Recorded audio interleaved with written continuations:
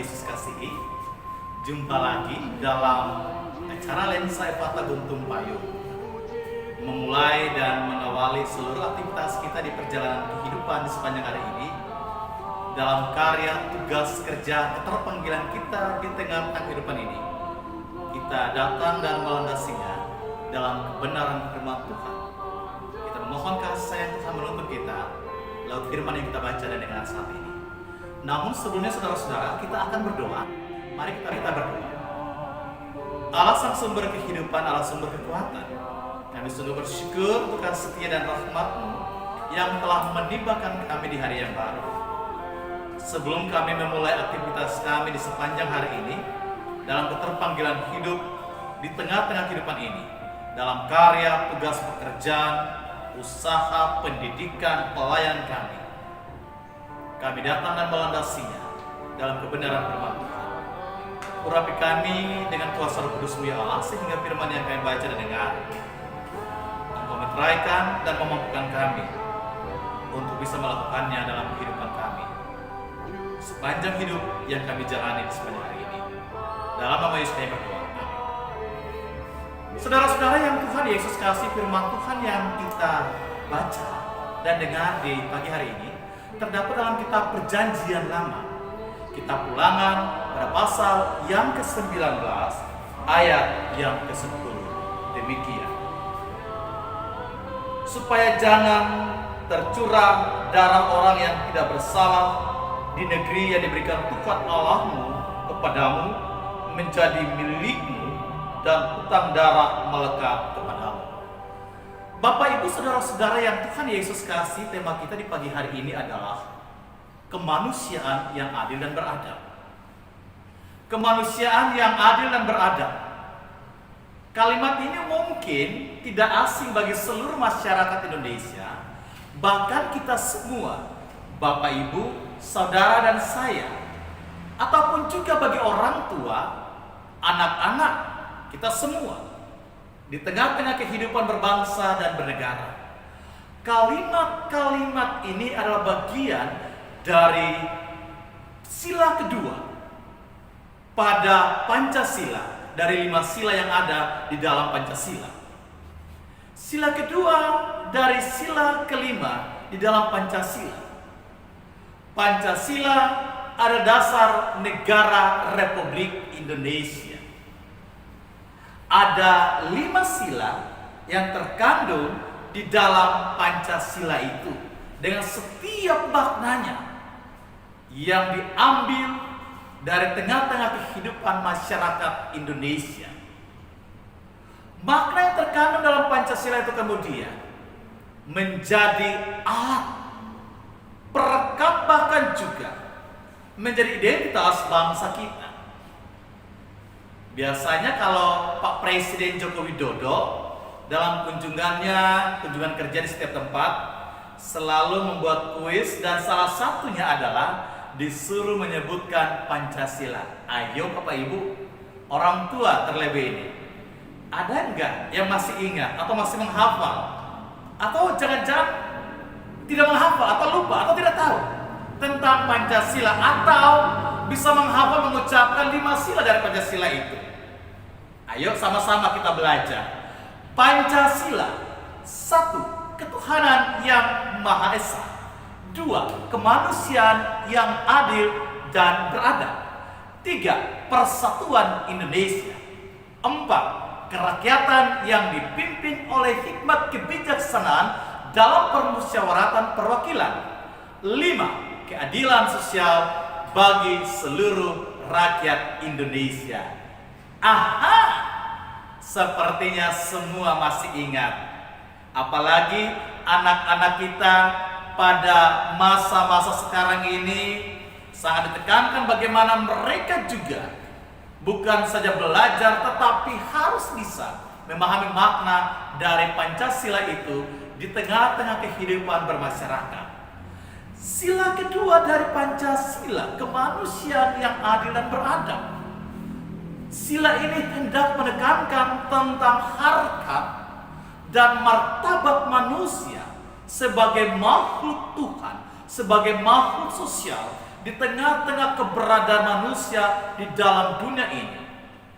Sila ini hendak menekankan tentang hubungan manusia dengan Tuhan dan hubungan manusia dengan sesama, di mana di dalamnya ada unsur keadilan, bahkan norma-norma sosial yang harus tercermin dalam hubungan relasi kita di antara sesama manusia.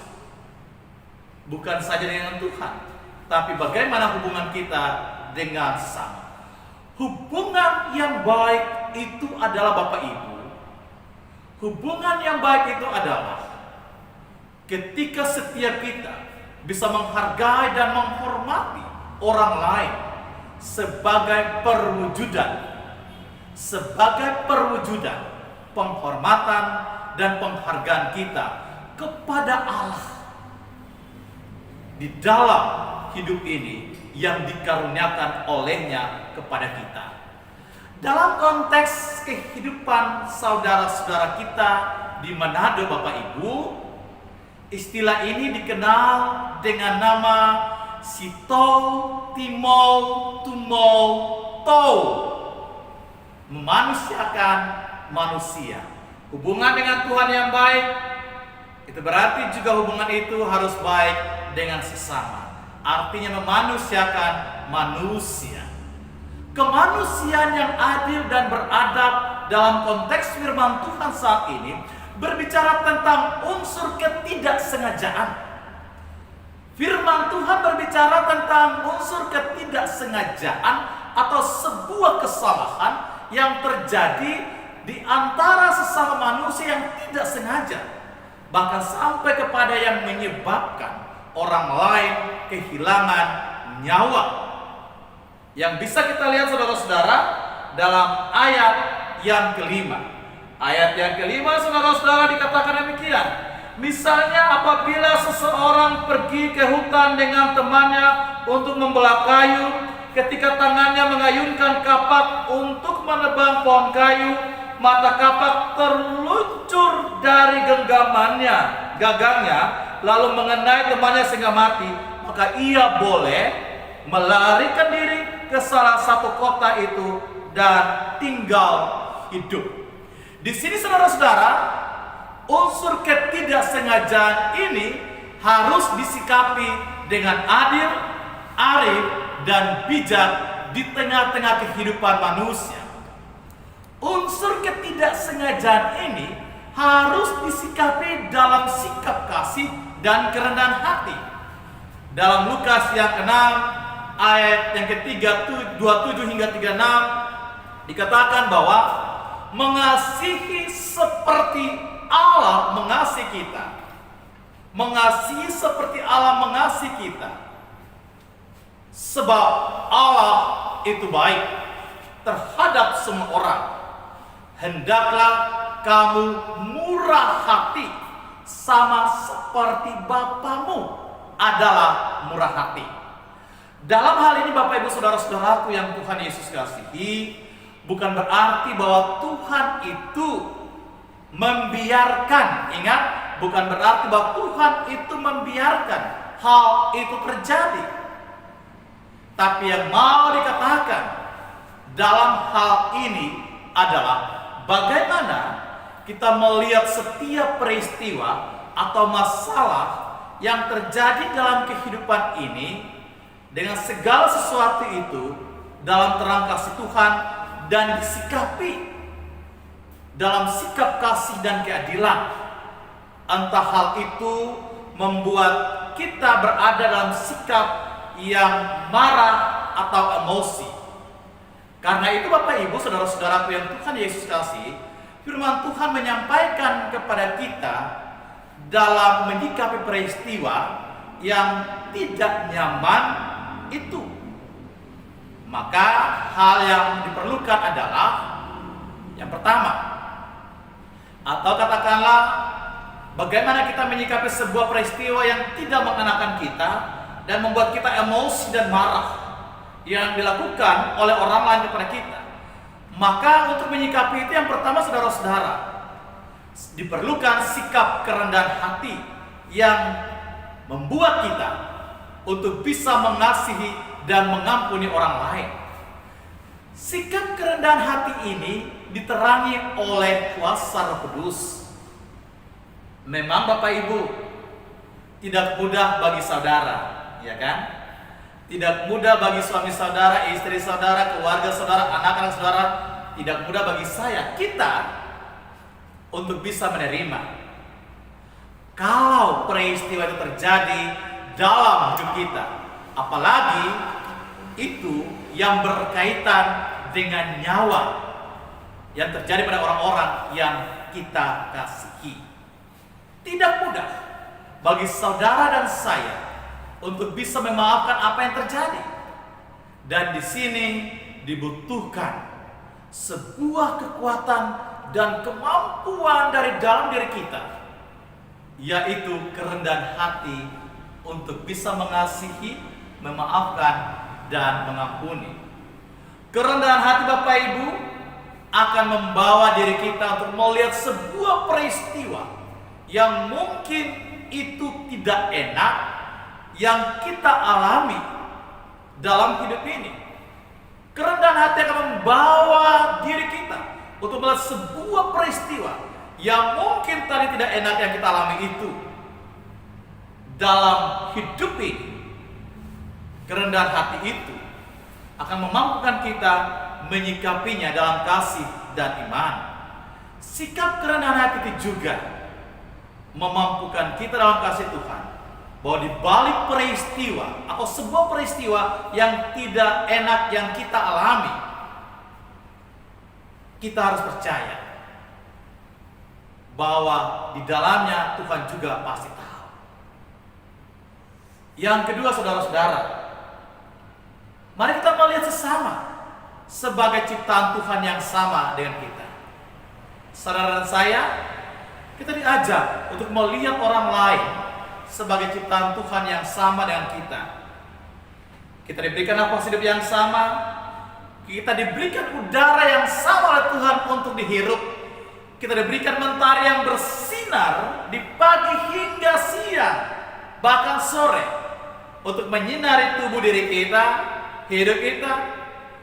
Kita juga diberikan hujan yang diturunkan membasahi bumi di mana kita berpijak atau ada di dalamnya. Kita diajak untuk melihat sesama sebagai ciptaan Tuhan yang sama dengan kita. Saudara-saudara yang Tuhan Yesus kasih, semua kita pasti akan mengatakan bahwa kita tidak mau ada dalam sebuah masalah, ataupun juga kita akan mengatakan bahwa kita tidak mau membuat masalah. Tapi bagaimana kalau masalah itu ada, Bapak Ibu? Bagaimana kalau masalah itu ada? Ya kan? Kita tidak mau membuat masalah dan kita tidak mau ada masalah. Tapi bagaimana kalau masalah itu ada, Bapak Ibu? Atau siapa yang tidak pernah berbuat salah dalam hidup ini? Ayo, adakah yang berani menunjuk pada dirinya? Siapa yang tidak pernah berbuat salah dalam hidup ini? Dan siapa yang ingin sengaja membuat masalah dari dirinya kepada orang lain? Siapa? Semua kita, saudara-saudara, pasti pernah berjumpa dengan yang namanya masalah. Atau semua kita pernah berbuat salah dalam hidup ini.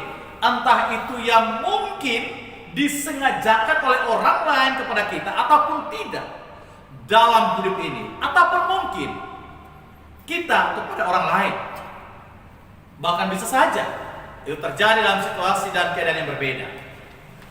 Firman Tuhan mengajarkan kita, mengingatkan kita bahwa dalam segala ketidakmampuan dan keterbatasan kita, mari kita memperlakukan orang lain dengan adil dalam hidup ini. Entah itu orang-orang yang kita kasih ataupun yang mungkin kita tidak suka atau membuat kita tidak nyaman dengan mereka. Mari berani mengampuni jika itu harus dilakukan, seperti Allah juga mengasihi dan mengampuni kita. Mengampuni saudara keluarga saudara, mengampuni suami saudara, istri saudara, anak-anak saudara, keluarga saudara, kita semua. Saya percaya Bapak Ibu, saya percaya, saudara percaya, kita harus percaya bahwa Tuhan mengasihi dan memampukan kita untuk mengasihi. Tuhan mengasihi dan memampukan kita, menolong kita untuk membagikan kasih-Nya itu dengan cara memanusiakan manusia yang berkeadilan dan beradab di tengah-tengah kehidupan ini. Tuhan memberkati. Amin. Saudara-saudara yang dikasihi, mari kita berdoa. Mengawali seluruh perjalanan kehidupan kami di hari ini, kami datang merendahkan diri kami. Mohon Tuhan kuduskan, urapi dalam kasih Roh Kudus, dan Tuhan berkati hidup kami. Tuntun kami dalam setiap langkah perjalanan hidup di tengah-tengah keterpanggilan hidup ini. Entah kami dalam karya pekerjaan kami dalam segala usaha kami dalam segala harapan-harapan kami.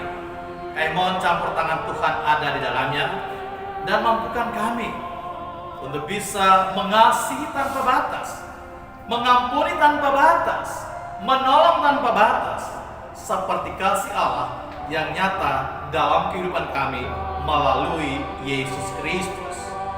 Terima kasih firman yang telah kami dengar. Kami percayakan seluruh hidup kami ke dalam tangan pengasihan-Mu. Tuhan jaga, lindungi, pelihara, dan berkati. Dalam nama Yesus kami berdoa. Amin.